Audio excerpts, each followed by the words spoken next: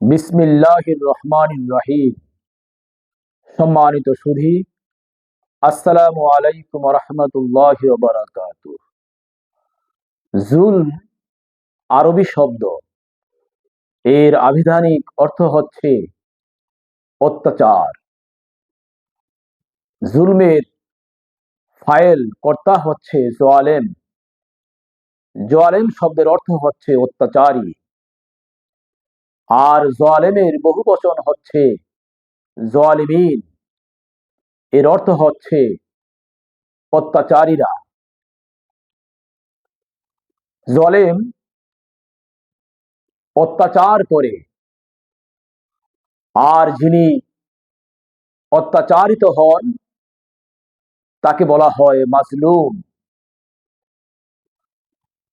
মানুষের উপরে বা কোনো জীবের উপরে জুলুম করা হারাম, অন্যায়।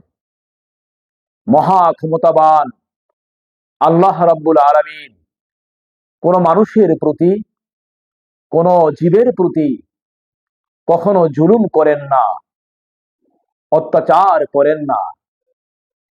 এবং তিনি তার বান্দাদেরকে নির্দেশ দিয়েছেন কোনো মানুষের প্রতি এবং কোনো জীবের প্রতি জুলুম অত্যাচার না করার জন্য। যারা মানুষের প্রতি জুলুম অত্যাচার করে, আল্লাহ পাক তাদেরকে ভালোবাসেন না। মহান আল্লাহ তাদেরকে ঘৃণা করেন। এ বিষয়ে পবিত্র কোরআনুল কারীমের সূরা আলে ইমরানের ৫৭ নং আয়াতে কারিমায় মহান আল্লাহ রাব্বুল আলামিন ইরশাদ করেন, ওয়াল্লাহু লা ইউহিব্বুজ জালিমিন। আর জালিমদেরকে, অত্যাচারীদেরকে আল্লাহ পাক ভালোবাসেন না। একই সূরায় ৮৬ নং আয়াতে কারিমায় মহান আল্লাহ রাব্বুল আলামিন ইরশাদ ফরমান, ওয়াল্লাহু লা ইয়াহদিল কওমাজ জালিমিন। আর জালিমদেরকে, অত্যাচারীদেরকে, জালিম সম্প্রদায়কে আল্লাহ পাক হেদায়েত দেন না।